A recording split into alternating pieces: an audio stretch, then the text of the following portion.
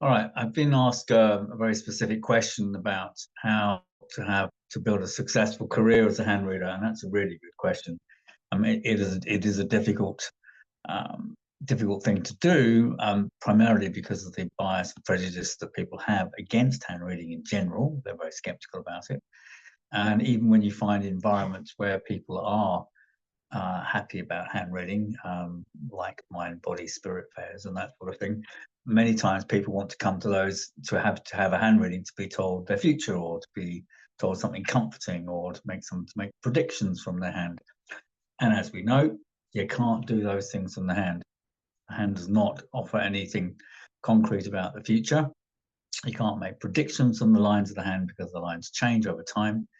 And quite simply put, the proper use of hand reading is not about uh, telling somebody what's going to happen to them, but to enable them to have an understanding of who and what they are, so they can make their life happen to themselves.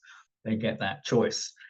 And clearly, some people don't want to have that knowledge and don't want to know, and they don't want to take that kind of responsibility. But that's okay. People are entitled to take that position, but they're not going to get a lot from a chronological handreading, because a chronological handreading is going to enable people to have more self-awareness, more self-understanding, and therefore be able to make more informed choices about what to do with their lives in a very simple and practical way. For example, advising a 20-something-year-old what kind of jobs they could do, what kind of career they could have, therefore what kind of studies they should do at university. It's quite easy to work out vocational options from people's hands.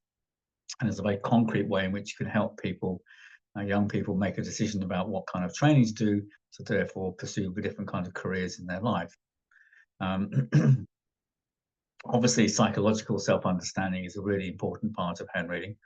And a lot of times when we're dealing with the hand, we're dealing with people's trauma and the psychological experiences of their childhood, and those are often inhibiting those people from becoming themselves, or becoming the fullest expression of themselves.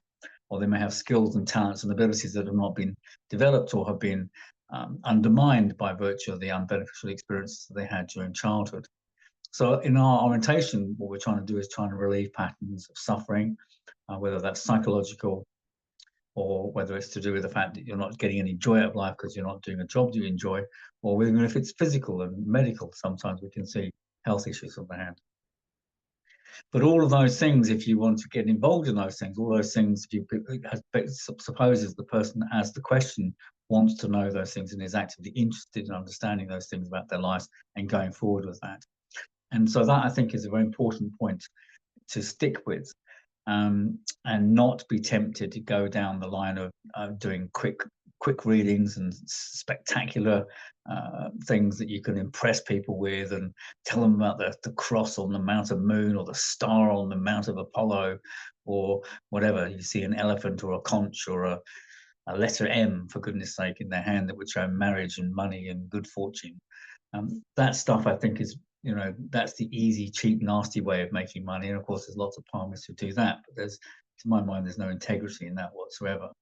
And it actually belittles the scope and range of hand reading, and what hand reading can actually do for people. And it's done well, it can be incredibly therapeutic. It can be really incredibly liberational. People come to me for hand readings and say they learned more in an hour session of a hand reading, or 2-hour session of hand reading, than they maybe did in 5 or 10 sessions of psychotherapy. And that's not an uncommon experience for a good hand reader, to be able to uncover and delineate those factors that work in someone's consciousness, which can take many months or years to uncover through the normal counseling or psychotherapeutic processes. And I think that's where you have to start, really. You have to be very good at what you do, in terms of that sort of analysis of the hand, and the ability to be accurate in those things, whether it's describing someone's childhood experiences, whether it's describing their personality and their temperament, or working out what kind of jobs they should do. The more accurate that you are with those things, then the better your reputation will be, and then people will come to you for those kind of reasons. So I think the first answer to the question is to become a successful hand reader, is you really need to know your stuff. And what does that mean? That means, well, that means you have to study. That means you have to think. It means you have to discern what's good and what's not good. You have to be not as tempted by the quick and easy hits that you can get from looking at a hand. Stay away completely from chronological analysis of the hand, and don't do any timing on the hand whatsoever. Just completely leave that alone. And really focus on the formative and primary factors of the hand, over and above, for example, the lines.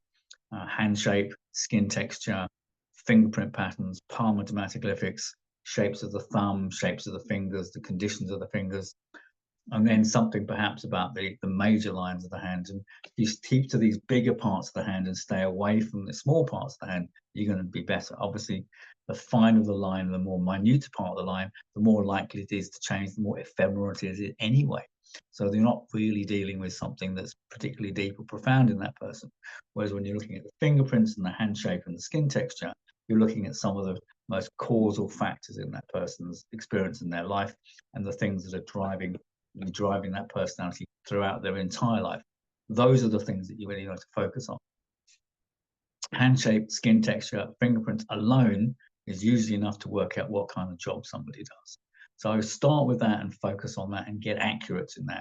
Work out different vocations in the hand. Make a journal of every hand you read, hand shape, skin texture, fingerprint patterns. Every time you read a hand, write down what jobs they do. Just ask them what jobs they're doing or what jobs they've done, and make a list so that you know when you see those repeated features of the hand again, you know that's what kind of jobs they are. Keep a journal about your different things you find out in terms of the meanings of fingers or the lines in terms of emotional, psychological patterns, and build up a library of experience. So the first thing, therefore, is reading hands. And so the second thing is reading. The first thing is studying. The second thing is reading hands. And when I say studying, I don't mean studying everything. I mean actually thinking carefully about what you study and being very discriminating about who you study. There are only a handful of authors that are worth studying. Johnny Fincham, Andrew Fitzherbert, Julius Spear, Charlotte Wolfe, Fred Gettings, Beryl Hutchinson. That's about it. Noel Jaquin, maybe, he's okay too. But there's really not a lot more to be read than those books. There's no more than about a dozen books to be read, where you're going to learn things that are fundamentally important. All those hand readers that I've just enumerated were all questioners. They were all thinkers.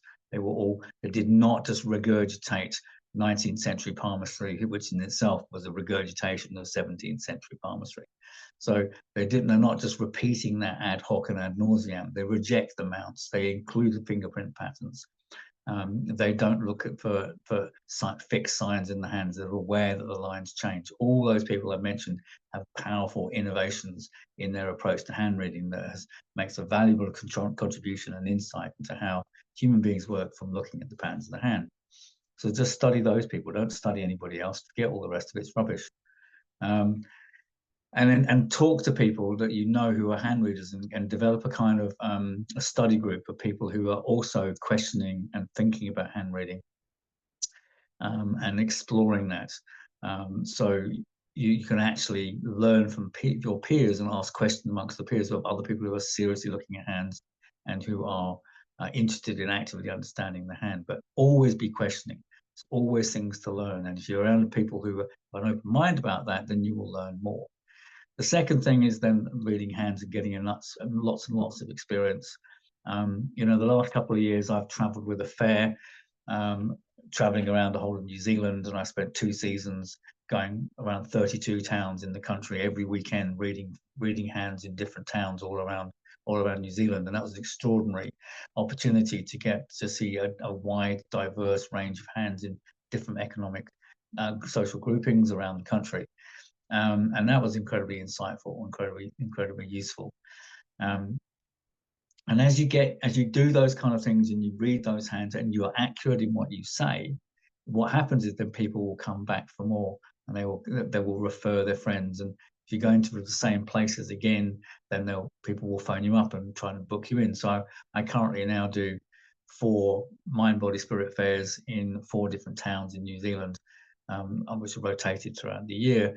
So we go back to them about every 6 months. And now what's happening is every time I go back to a town, I'm being phoned up in advance for people to have a hand reading on the Friday before the Saturday and Sunday. So I drive up on the Thursday, do a couple of hand readings, and then do the mind body spirit fair over the weekend. And it's a reputational thing. That's what's going to make you successful, and your success from your reputation is going to be brought down to your accuracy. So the more you study, the more rigorous you are with your application of the knowledge, the more honest you are, and the more integrity you have, then the more likely you're going to be successful in that and get a good reputation. I mean, Johnny mentions on his website how he offers a money back guarantee if you're unsatisfied, and he says that only one person ever has asked for their money back, and that's only because they didn't like what he told them, which is quite possible. So he has acted with integrity with that, and he has built up his practice mainly through doing mind body spirit fairs, as far as I can see. So markets are good. Obviously a circus or a fair environment is good, mind body spirit fairs are good, or markets are good. So yeah, just go and do those things as much as you can, and don't undervalue what you do. If you think about it, if a good hand reading is equivalent to, say, 5 sessions of psychotherapy, I don't know what that costs in the UK, but in New Zealand, a session of psychotherapy is around about $180 to $200 an hour. Maybe 150 to 200, anyway, that sort of kind of money. So if your hand reading was told them more in 1 hour than they learned in 5 sessions of psychotherapy, then you should probably be charging $1,000. Obviously people aren't going to pay $1,000 because they don't know what's involved with that, but that's the kind of how you need to be thinking about how you should be pricing what you're doing, is recognizing the value of what you're giving to people.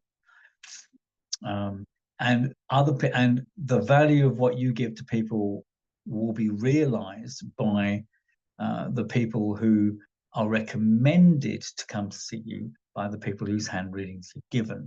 So that's how you build it up. You need to get the experience in a public arena like a market or fair. Then you get private referrals. People come and see you for a one-on-one consultation. So you might be doing 15-minute or half-hour readings at a fair. Then they can come for an hour or 2-hour hand reading in private consultation. And it's the recommendations from those people that are the crucial ones to get, because they're the people who you give good hand readings to. They're your best advertising. It's all through word of mouth. Hand reading internationally has such a bad reputation, and quite rightly so, I think, in some respects, because there are some absolutely awful hand readers out there, and you only just have to do a quick Google on palmistry to find that truth of that. And there's this obsession with power, and obsession with prediction, and obsession with the future and fortune and destiny and love and money and all the sort of ridiculous things that people claim can be seen from the hand, which quite clearly can't. So the public reputation of hand reading is not going to work in your favor. So that all you can do, therefore, is develop your own private reputation, and that comes from working with integrity, and that comes from working with honesty and being rigorous with yourself and being disciplined about what you do, and not pulling any punches either. People describe me as having a hand reading. People said things like that I'm gently brutal. And I think that's a good description of how a hand reading should be. It's like you're holding space for somebody very carefully, but you're not shying away from speaking the harsh truths, because that's what people have come to you for. They don't come to you to be mollycoddled. If they want that, they can go and see a psychic palmist and have a nice cup of tea. But hand reading is as a liberational tool, as a technique for helping people understand their lives better and to live a life with reduced suffering in their life. You have to call the shots quite clearly. You can do it gently, you can do it kindly, and holding space is a really important part of that. But it's an insightful tool, and it cuts through the crap very, very quickly. And people need to know that's what it does, and be prepared to if they're prepared to go into that kind of way, then there's enormous benefit that they can get from it. And that is how you build up a successful hand reading practice, is through successfully helping people resolve the questions, the dilemmas of their life, and come to a clearer understanding of who they are, why they are, and what they can do with themselves in this life, whether it's to do with an art or a gift or a skill that they got, or just having a job that they enjoy. And that's worth its weight in gold.